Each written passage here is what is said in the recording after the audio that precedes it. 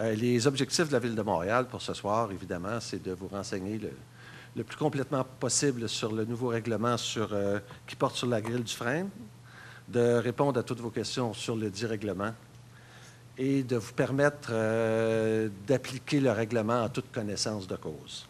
Bon, donc nous allons passer immédiatement à la présentation de M. Anthony Daniel de la Ville de Montréal. Merci beaucoup. Avant de commencer, je me présente, Anthony Daniel. Je travaille à la direction des grands parcs du Verdissement et du Mont-Royal pour la Ville-Centre, Ville de Montréal, bien sûr. Comme ça a été mentionné, moi, je suis biologiste de formation. Ça me fait plaisir d'être là aujourd'hui pour vous parler du règlement qui a été adopté le 25 mai dernier au Conseil municipal de la Ville de Montréal. Donc, un règlement sur la grille du frein qui vise justement à harmoniser un peu ce qui se faisait déjà sur le domaine public. On va en parler dans quelques instants. Donc, l'idée de la présentation de ce soir, c'est de vous présenter les principales mesures du règlement et comment s'y conformer, finalement, comment ça s'applique sur chacun des terrains montréalais. Évidemment, je vais vous mettre en contexte comment on a adopté ce règlement-là. En fait, c'est quoi la raison d'être, si on veut, du règlement? C'est-à-dire, pourquoi on en a eu à adopter ce règlement-là. Vous allez, à la fin, j'espère, être convaincus qu'on a bien fait de l'adopter. Le règlement est en vigueur, soit dit en passant, depuis le 1er juin dernier. Donc, évidemment, avant de commencer, peut-être c'est mieux de mettre le règlement vraiment bien cadré à quoi s'applique le règlement. Donc, le règlement s'applique à la Ville de Montréal, donc aux 19 arrondissements montréalais. Le règlement s'applique qu'aux frênes. Donc, évidemment, il ne s'applique pas aux érables, aux ormes, à tous les autres essences d'arbres. Pour quelle raison? C'est simple, la grille du frêne ne s'attaque qu'aux frênes, comme son nom l'indique. On pourrait entendre parler, la grille s'attaque au lilas. Écoutez, il y a une seule autre espèce d'arbre qui n'est pas présente ici, qui fait partie du garde-manger de la grille du frêne, mais ce n'est vraiment pas une préoccupation pour nous à l'heure actuelle. Donc, ici, c'est seulement les frênes qui sont attaqués par la grille, jusqu'à preuve du contraire. Tous les propriétaires de frênes montréalais, évidemment, sont concernés. Et finalement, le règlement, il va encadrer principalement les différentes interventions qui vont être faites sur les arbres, comme l'abattage, l'élagage et la protection, en fait, de ces arbres-là dans les zones qui sont dites à risque. Ces zones-là, on va en parler un petit peu plus loin, on va comprendre ce que c'est. Tout de suite, en fait, que sont les zones à risque? En fait, essentiellement, ce que c'est des zones où on a découvert, en fait, des arbres infestés, c'est-à-dire des frênes infestés. Ces frênes-là ont été abattus, la plupart, parce que la plupart de ces arbres-là ont été découverts suite à une intervention de dépistage qui a été effectuée à partir de l'automne. Cette année, on a débordé un petit peu. Le dépistage qui a été fait a débordé sur le mois de janvier. Donc, tous les frênes qui ont été trouvés infestés à Montréal, je dirais la grande majorité, sauf que quelques exceptions près, ont été abattus. Mais sur chacun des lieux où on avait des arbres infestés, la probabilité que l'insecte, la grille, soit encore présent est très grande. C'est-à-dire, la grille est un insecte très, très difficile à détecter. À la fin de la présentation, je vais vous montrer un peu le plan d'action, ce qu'on fait dans ces zones-là au niveau des arbres publics. L'idée, en fait, du règlement, c'est d'harmoniser justement ce qu'on fait sur le domaine public et le domaine privé pour s'assurer du succès. Donc, les zones à risque, c'est des zones de 300 mètres et en leur centre, ce qu'on peut dire, c'est qu'il y avait des arbres infestés. Et donc, voici les obligations des propriétaires de ces zones-là. Essentiellement, les propriétaires de ces zones-là doivent traiter leurs frênes lorsque ceux-ci ont plus de 15 cm de diamètre. Le diamètre à une hauteur standard, c'est-à-dire à 1,4 m du sol. Et donc, tous les frênes doivent être traités quand ils font partie des zones à risque. C'est ce qu'on fait aussi au niveau public. Évidemment, les arbres qui sont dépérissants, c'est-à-dire qui ont plus de 30 % de branches mortes, ceux-là ne sont pas à traiter, sont plutôt à abattre. On va en parler dans quelques instants. Et les arbres qui sont déjà traités, par exemple, comme l'année dernière, s'il y a des citoyens qui ont traité leurs frênes, qui sont dans ces périmètres-là, avec un produit dont l'efficacité est réputée plus d'une année, c'est-à-dire qui couvrirait cette année-ci, ils n'auront pas à ce moment-là à traiter leurs frênes. Évidemment, au niveau du règlement, la facture du traitement avec l'adresse, le nom du propriétaire, le lieu où les traitements ont été effectués et la preuve, finalement, qu'on doit pouvoir présenter sur demande. Et, soit dit en passant, on oblige, bien sûr, les citoyens à traiter leurs arbres, mais on a mis en place un programme de subvention, c'est-à-dire tous les citoyens qui ont des frênes dans ces zones à risque-là sont éligibles à une subvention qui paye la moitié des coûts de traitement. Donc, on a vraiment mis en place un programme pour soutenir les citoyens. Évidemment, les traitements peuvent représenter des coûts relativement importants. Ça dépend évidemment de la taille des arbres. Donc, le programme de subvention, en fait, va couvrir 50 des coûts jusqu'à un maximum de 2 000 par priorité, ce qui n'est pas négligeable. Et les injections de triazine sont autorisées seulement. Donc, le triazine, c'est un des 4 produits homologués au Canada pour lutter contre la grille du frêne.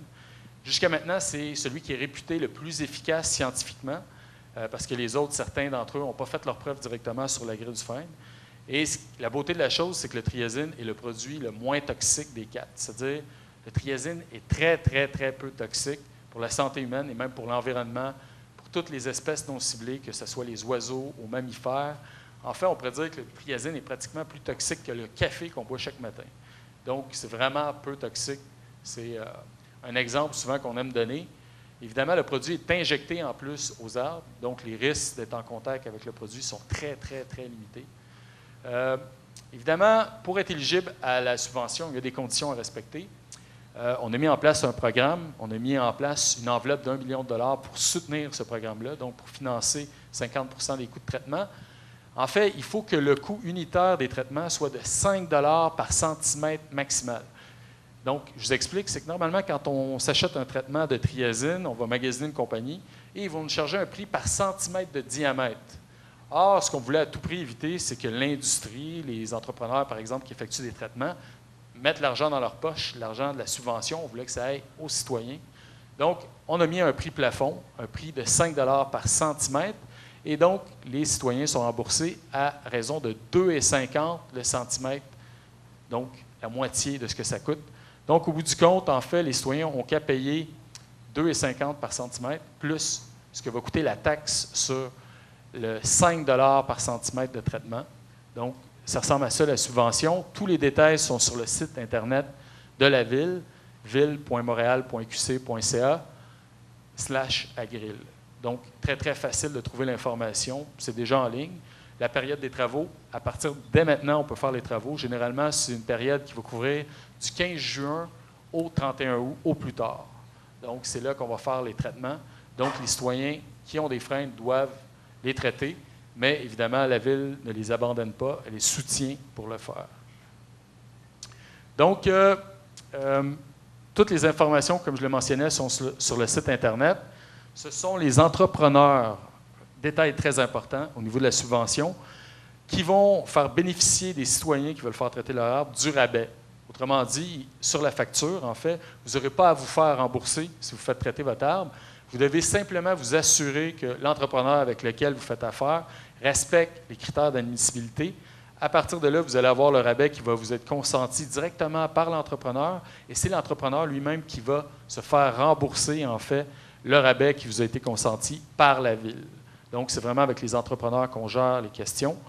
Mais ça vous engage aussi peut-être à être vigilant quand même quand vous faites une demande de soumission. Généralement, pour tous travaux qu'on fait effectuer, on dit toujours aux gens, faites un minimum de 3 soumissions pour s'assurer que vous avez le meilleur prix possible. Parce qu'il n'est pas exclu que vous puissiez avoir un prix qui est encore plus bas que 5 $ par centimètre. C'est possible. Donc, idéalement, il faudrait faire traiter l'arbre, le frêne ou les frênes avant le 31 août.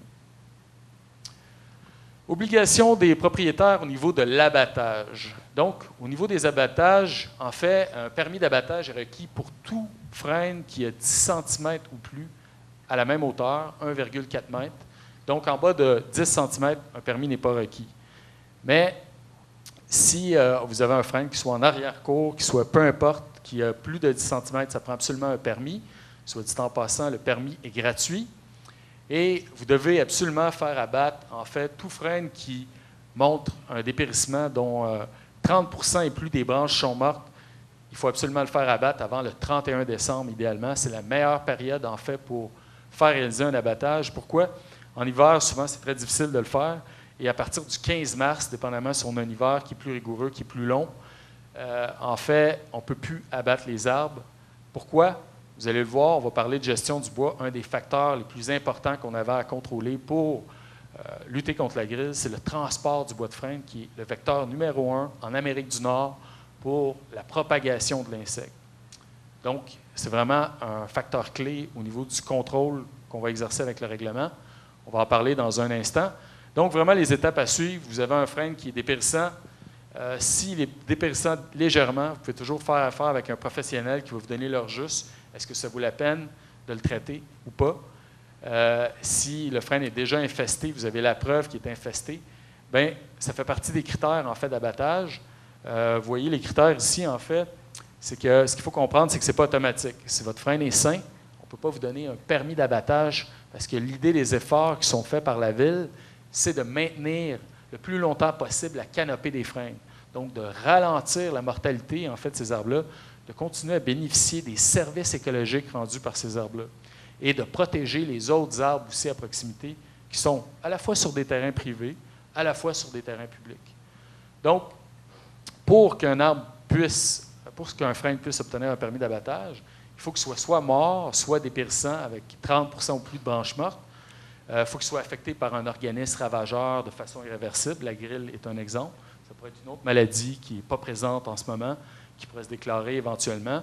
Petite parenthèse, en Europe, eux, ils n'ont pas la grille, ils ont une autre maladie. C'est un champignon qui est en train de décimer tous les freins européens. Le Danemark, par exemple, a perdu 90% de ses freins. C'est un champignon qui s'appelle la chalarose du frein. Donc, eux, ils étudient la chalarose, puis ils adoptent des mesures un peu comme les nôtres pour la chalarose. Éventuellement, on va faire un échange de bons procédés si la maladie vient à passer en Amérique du Nord.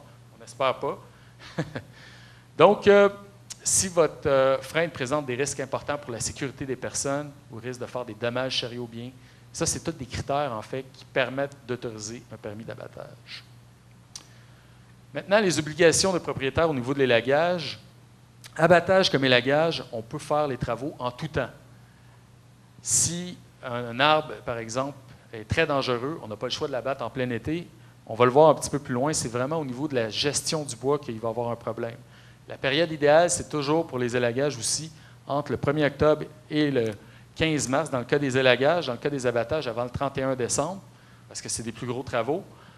Donc, il faut vraiment gérer le bois d'une façon particulière. On va en parler dans un instant. Mais une autre des raisons pour laquelle il faut attendre au niveau de l'élagage, c'est que si on effectue les travaux en plein été pendant que le stade adulte de l'insecte est présent, les agrilles vont être attirées par les plaies de coupe. Quand on coupe une branche, par exemple, on va attirer la grille. Et à ce moment-là, si on veut conserver notre arbre, par exemple, on va faire en sorte qu'il va être attaqué davantage.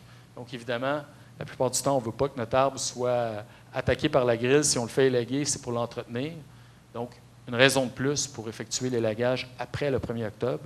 Soit dit en passant, on n'en a pas parlé, mais le cycle de vie de l'insecte, le stade adulte de l'insecte est présent au plus tôt à peu près mi-mai et au plus tard, le 31 août, l'insecte n'est plus présent.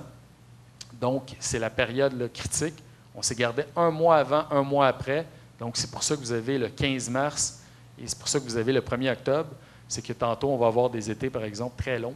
Donc, on a des agrilles qui pourraient émerger plus tard. Et tantôt aussi, on veut s'assurer d'avoir neutralisé le bois qui aura été abattu pendant l'hiver et on veut se donner du temps pour descendre les piles, par exemple. Si on a abattu des frênes, on a accumulé le bois, on va s'assurer de neutraliser le bois. Vous allez voir, on en parle à l'instant.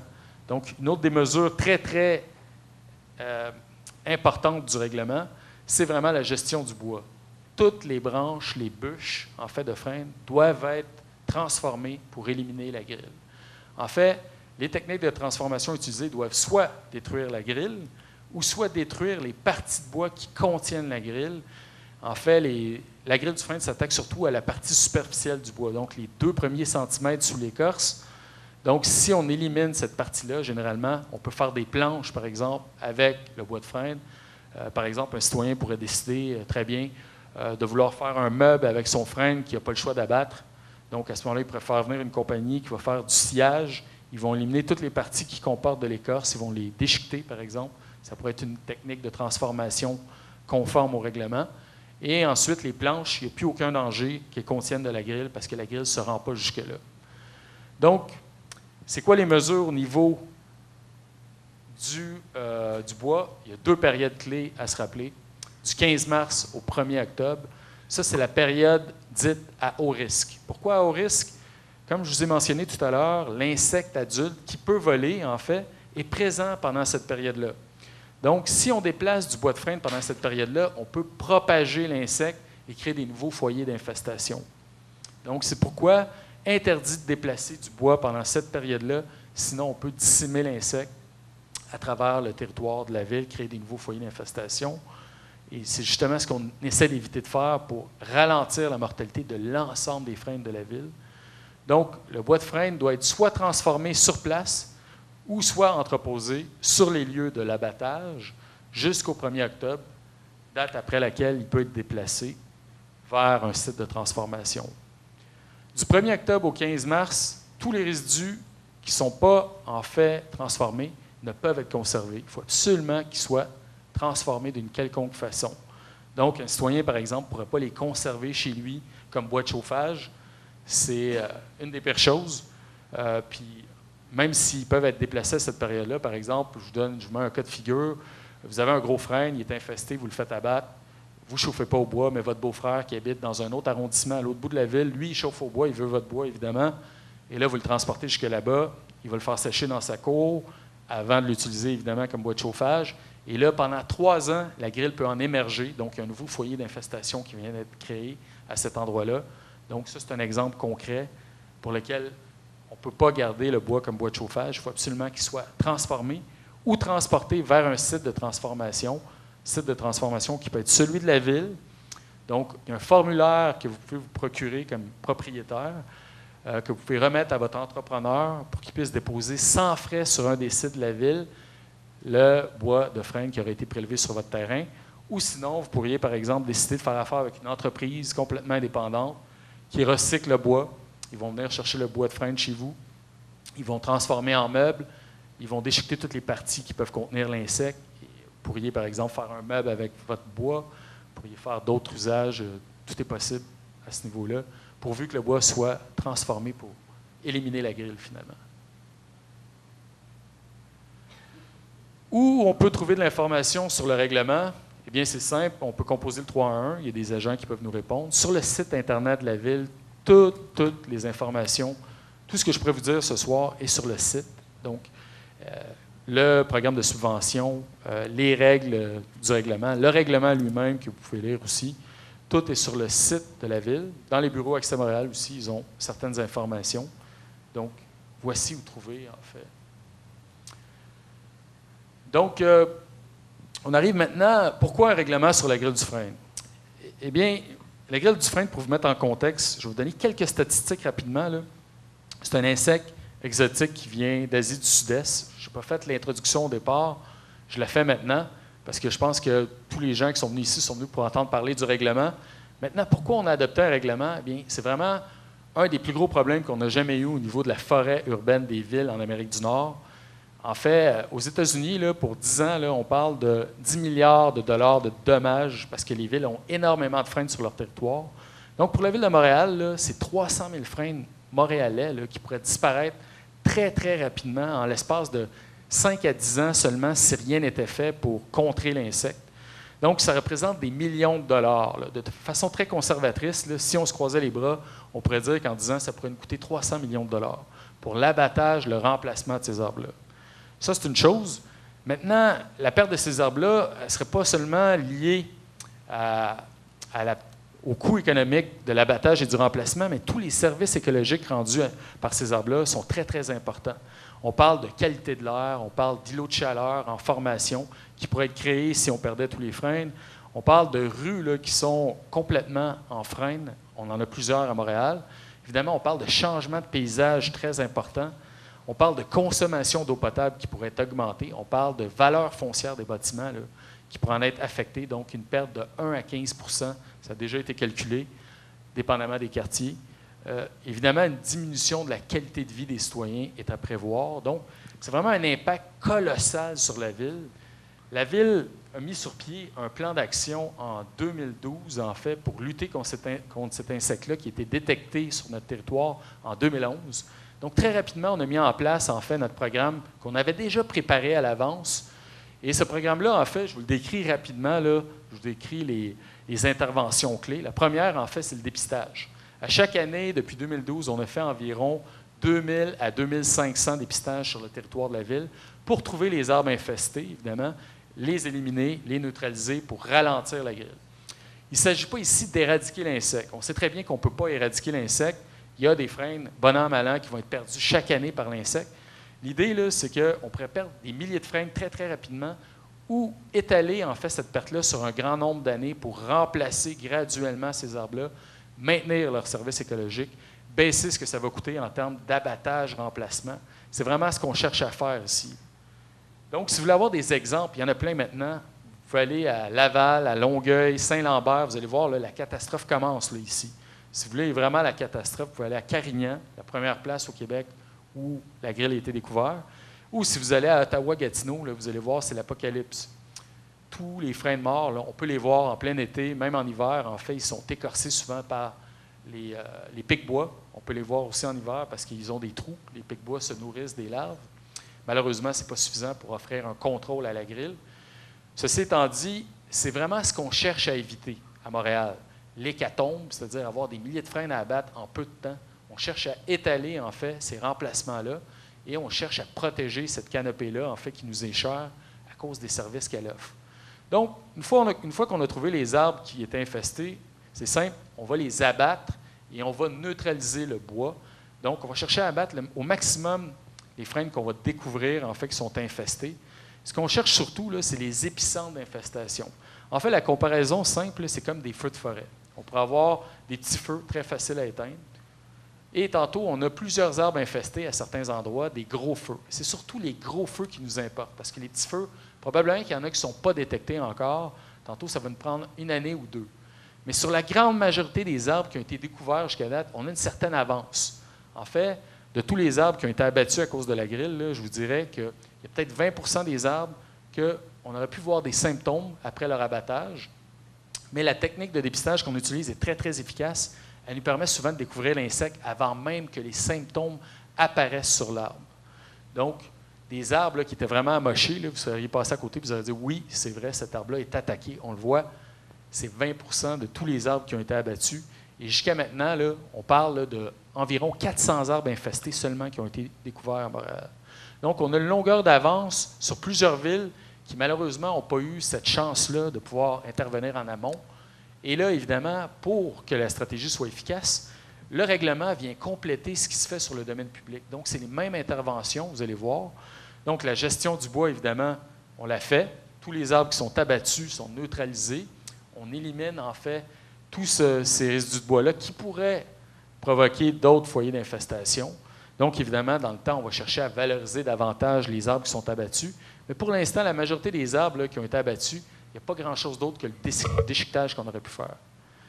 Et finalement, les injections, c'est-à-dire le triazine qu'on utilise, dans les périmètres, en fait, de zone à risque, tous les arbres que vous voyez, je ne sais pas si vous voyez les points sur l'écran ici en avant, donc vous voyez, il y a plusieurs points de couleur. Les points jaunes correspondent aux arbres de parc.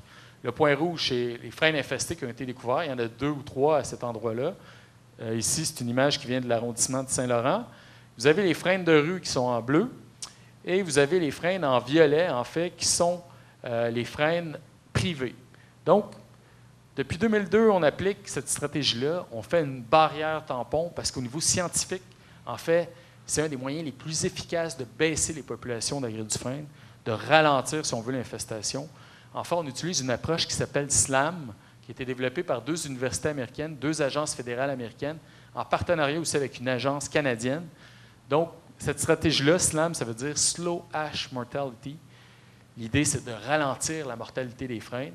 Donc, en éteignant nos feux comme ça, on peut gagner beaucoup de temps.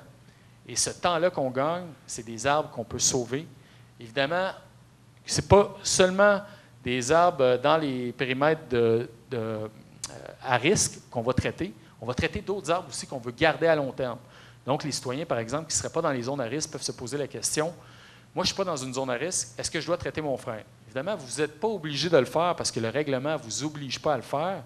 Mais le problème avec la grille, quand on commence à voir les symptômes, il est trop tard. Et là, en ce moment, à l'heure où on se parle, la grille est partout.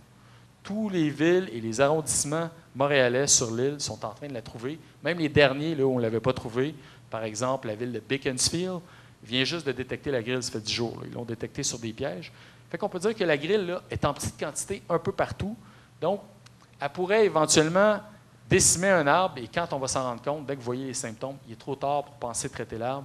Le traitement ne sera pas efficace à ce moment-là. Donc, si vous voulez conserver votre frein, peu importe si vous êtes dans une zone à risque ou pas, vous pouvez le traiter, vous pouvez faire le choix de le traiter. Dans les zones à risque, évidemment, c'est les endroits les plus susceptibles parce que le dépistage en a trouvé d'en avoir. C'est pour ça qu'à ce moment-là, on est obligé de traiter notre arbre. Mais évidemment, on a la subvention qui couvre 50 % des coûts. Donc, voici ce que j'avais à vous présenter. Maintenant, je vais laisser la parole à Charles. Merci, M. Daniel, pour votre présentation. Nous en sommes présentement rendus à la période des échanges et des questions. Préalablement, j'aurais deux choses à vous dire. Comme vous avez remarqué, il y a une captation qui se fait présentement sur la réunion où nous sommes tous. Est-ce qu'il y aurait des gens qui n'accepteraient pas ici d'être filmés ou qui auraient des réticences à ce niveau-là? Ça va. Deuxièmement, et encore dû à la captation, si vous avez des questions, est-ce que vous pouvez vous rendre au micro pour être certain qu'on va pouvoir capter le son de chacune de vos interventions, de vos questions? Et, mesdames, messieurs, la parole est à vous. Si vous pouvez vous identifier et me dire de quel arrondissement vous êtes, s'il vous plaît. Travis Ahern de Pointe-Saint-Charles du Sud-Ouest. Merci. J'ai une question sur le triazine. J'ai compris aussi que vous avez dit que ça a fait ses preuves au niveau scientifique. Les noms des 3 autres que vous avez qui sont homologués. Est-ce que dans d'autres villes, on utilise les autres comme une expérience pour savoir si c'est efficace? Parce que j'ai compris aussi que le triazine, c'est un peu plus cher. Et juste en parlant à certains gens qui se connaissent là-dedans, ils ont dit qu'il y a d'autres manières qui sont efficaces, qui sont moins chères, mais c'est peut-être dans les 3 que vous avez mentionné, que vous n'avez pas mentionné, qui ne sont pas encore prouvés. Et je me demande pourquoi ils n'ont pas fait l'effort, ou est-ce que c'est des recherches assez récentes qui font en sorte qu'on ne connaît pas leur efficacité assez pour dire on peut l'utiliser. Et s'il y a des expériences planifiées pour ces autres traitements qui pourraient sauver de l'argent, j'imagine, s'ils sont moins chers. Ça va me faire plaisir de répondre à votre question. Écoutez, on peut les passer en revue, les 4. En fait, les 4 qui sont homologués, enfin, on peut parler de matière active. Bon, il y a le triazine, dont la matière active est l'azadirectine. Donc, on ne parlera pas du triazine pour l'instant, on va parler des autres. Les autres produits, en fait, il y a l'Acecap 97, en fait, qui est un pesticide de synthèse, c'est-à-dire qui est créé chimiquement. Et son ingrédient actif, c'est l'orthène, c'est l'acéphate, pardon. C'est en fait un dérivé des gaz neurotoxiques de la Deuxième Guerre mondiale. Très efficace sur certains insectes, mais très efficace sur les humains aussi. Donc, très toxique. Un produit qui n'a pas fait ses preuves pour la grille du tout, en fait. Premièrement, il y a 2 choses difficiles à comprendre. C'est que généralement, pour qu'un produit soit homologué au Canada, il faut qu'il démontre son efficacité au niveau des insectes pour lesquels il dit avoir le contrôle. L'acéphate, la compagnie n'a jamais eu à faire ses preuves que c'était efficace contre la grille. En fait, il n'y en a jamais eu de preuves scientifiques, ça n'existe pas nulle part. Vous pouvez chercher dans la littérature. Malgré tout ça, il y a une université américaine qui effectue à chaque année une revue de tous les produits qui sont homologués aux États-Unis et au Canada sur la grille du frein. Ils ont testé le triazine, ils ont testé l'Acecap aussi. Et l'Acecap a eu des vraiment médiocres résultats, pas efficaces du tout. Un autre problème avec l'Acecap, c'est que ça fait des gros trous dans l'arbre comparativement aux injections de triazine qui sont des plus petits trous. Et il faut faire le traitement chaque année. Et donc, à chaque année, on fait des trous dans l'arbre. Tandis que le triazine, c'est des petits trous, donc des blessures moins importantes pour l'arbre à compartimenter, donc à isoler, si on veut, parce que quand on fait un trou dans un arbre, l'arbre, pour se défendre, il va isoler la blessure. Donc, l'Acecap, c'est chaque année, et c'est des plus gros trous, donc difficile pour l'arbre d'encaisser ça, et pour l'instant, l'efficacité est douteuse. Les 2 autres produits homologués, leur ingrédient actif est l'imidaclopride. Il y en a un des produits c'est une formulation qui n'est pas utilisée du tout aux États-Unis. Elle n'a pas été testée donc aux États-Unis, mais il y a d'autres formulations aux États-Unis qui ont été testées par des universités américaines, dont une qui est ici. Donc, les 2 produits, c'est le Confidor 200 SL et l'Imajet. Donc, l'Imajet a déjà été testé aux États-Unis. Il a connu certains succès, mais les recherches semblent démontrer qu'il est efficace au début, mais qu'après un certain temps, c'est plus efficace du tout, comme si la grille avait une capacité de résister à cet ingrédient actif-là. L'autre problème aussi avec ces deux produits-là, là, c'est que ça se peut qu'ils soient complètement bannis en 2016. Il y a eu une proposition, un avis de motion à Montréal pour bannir les produits de la famille des néonicotinoïdes. Peut-être vous avez déjà entendu parler du Colony Collapse Disorder chez les abeilles, le syndrome d'effondrement des colonies d'abeilles qui est dû à cette famille de pesticides-là, qui est très utilisée en agriculture, ce qu'on appelle les néoniques, les néonicotinoïdes, si vous préférez le grand nom. Donc, des produits qui affectent le système nerveux des abeilles. Et donc, ces deux produits-là pourraient éventuellement être bannis parce que, éventuellement, ils pourraient avoir un impact sur les abeilles. Certains détracteurs diront, oui, mais les abeilles ne pollinisent pas les frênes. C'est vrai, effectivement. Les pollinisateurs des frênes, en fait, le pollinisateur du frêne, c'est le vent. Les frênes, c'est des arbres à pollinisation qu'on dit anémophiles, donc c'est le vent qui transporte les grains de pollen d'un arbre à l'autre. Mais les abeilles peuvent se nourrir quand même du pollen au printemps comme source de protéines. Donc, il n'y a pas un risque nul. Donc, les abeilles pourraient consommer tantôt du pollen. Et comme le produit est systémique, il se rend dans toutes les parties de la plante, les abeilles pourraient être exposées. Donc, les abeilles tant domestiques qu'indigènes, si on veut. Donc, c'est d'autres. En fait, pour l'instant, les produits avec imidacloprid n'ont pas connu un très grand succès. Aux États-Unis, ils utilisent d'autres produits qui sont plus efficaces, dont un produit qui n'est pas homologué ici, qui s'appelle le Tree-Age, qui est un produit relativement toxique, mais qui procure une protection qui peut aller pratiquement jusqu'à 3 ans. On n'a pas ce produit-là ici. On ne sait pas si on va l'avoir un jour. Mais pour l'instant, le produit le plus efficace au Canada est le triazine. Et il y a quand même de nombreux avantages comparativement à d'autres. C'est pour ça que la Ville a fait le choix de son utilisation. Ça répond à votre question? Quelqu'un...